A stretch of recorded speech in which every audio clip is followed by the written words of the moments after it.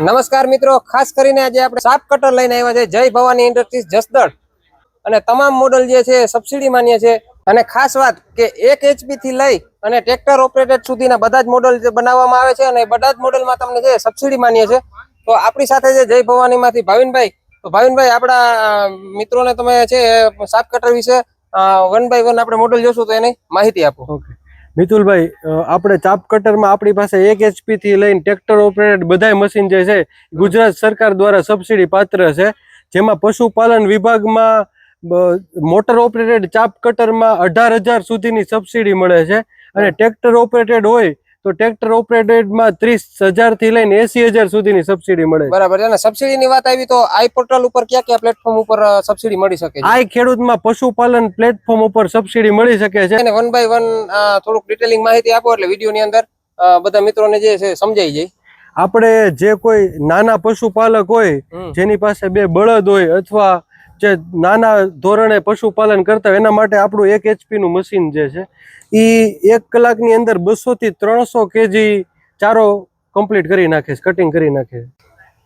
બીજી શું નવીનતાઓ છે આપણા મશીનોમાં? આપણા મોટર ઓપરેટેડ જેટલા મશીન છે એ બધાય મશીનમાં આપણે રિવર્સ ફોરવર્ડ ની સિસ્ટમ આપી છે, જેથી ચારો માંડવો એમાં ફસાઈ જાય તો હાથેથી મશીન ફેરવવું ન પડે। રિવર્સ સ્વિચ ફેરવે એટલે ઓટોમેટિક ચારો રિવર્સમાં બહાર નીકળી જાય। મિતુલભાઈ, આ આપણું 1.5 HP નું મશીન છે, 1.5 HP મોટર ઓપરેટેડ। આ મશીન અત્યારે મોસ્ટ સેલિંગ વધારે હોય તો આ અમારો મોડલ છે, પોપ્યુલર મોડલ છે કે જે 5 થી લઈને 10 પશુ જેની પાસે હોય, અત્યારે મધ્યમ વર્ગના જે કઈ પશુપાલકો છે એમની પાસે 5 થી લઈને 10 પશુ જ હોય છે, એટલે એમાં આ મશીન સુટેબલ છે। આ મશીન નો આખો રોલર બોક્સ જે આવે ઈ રોલર બોક્સ આખું 3 mm ની હેવી પ્લેટ માંથી બનાવવામાં આવે। અને એક બીજી અમારા બધાય મશીન ની ખાસિયત કહું તો બધાય મશીનમાં જે બ્લેડ યુઝ કરવામાં આવે છે એ બધી બ્લેડ ની થિકનેસ 10 mm ની છે। 10 mm એટલે જાડાઈ વધારે છે, એટલે તૂટવા ભાંગવાની કે ઘસાવાની કોઈ પણ પ્રકારની ફરિયાદ ક્યારે આવતી નથી। ભવિષ્યમાં મેન્ટેનન્સ પણ ઓછું રહે, ઝીરો મેન્ટેનન્સ, અને બધાય મશીને ઝીરો મેન્ટેનન્સ છે। અને બીજું મિત્રો તમે જોઈ શકો છો કે સેફટી માટે ખાસ ધ્યાન આપવામાં આવેલું છે।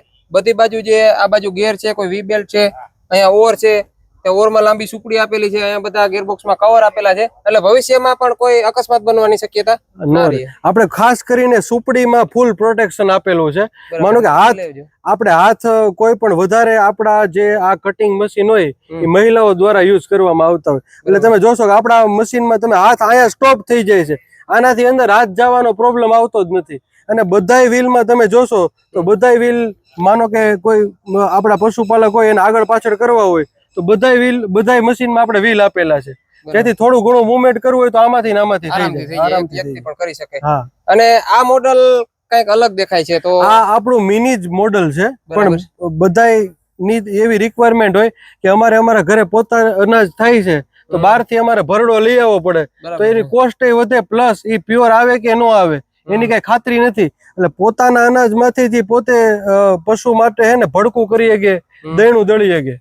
ટૂંકમાં આપણે કહીએ તો કે ભાઈ પશુ માટેની ઘરઘંટી, પશુ માટેની જ ઘરઘંટી છે, એટલે બહારથી જે વસ્તુ લઈ આવવી પડતી હોય એની કોસ્ટ ઘટી જાય, ખેડૂત એના ઘરે જ પોતે તૈયાર કરી શકે।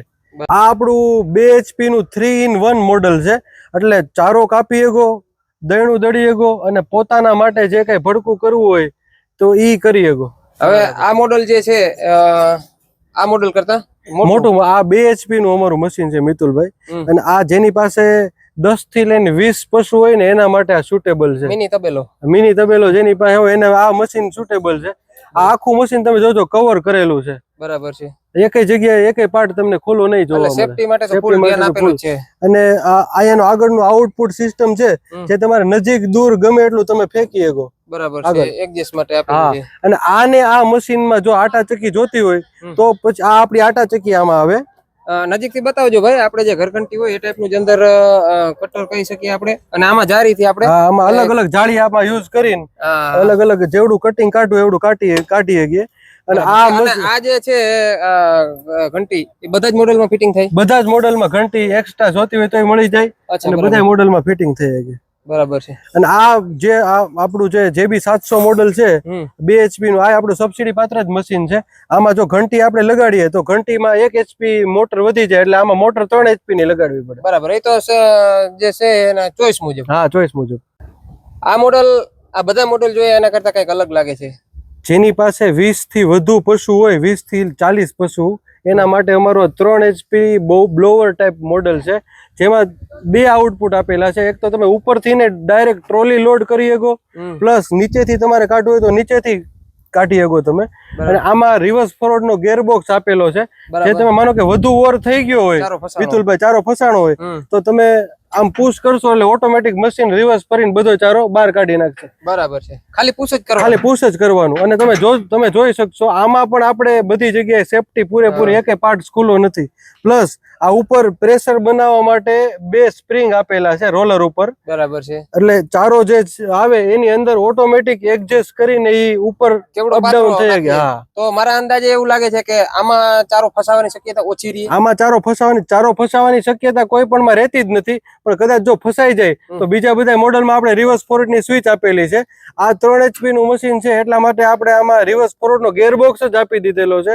એક વખત પુશ કરો એટલે ઓટોમેટિક મશીન બીજો ચારો આપણે બહાર કાઢે. આપણે ચાલો ભાવિનભાઈ, આપણે બધા મોડલો આ જોયા, તમે કીધું કે આના કરતા પણ અમારે મોટા મોડલ છે. કોઈ ખેડૂત મિત્રોને મોટો તબેલો હોય અને એને ડાયરેક્ટ ટેલર ભરવું હોય તો ત્યાં સુધી તમારી પાસે આપણી પાસે ટ્રેક્ટર ઓપરેટેડ કન્વેયર બેલ્ટ વાળા મોડલ છે.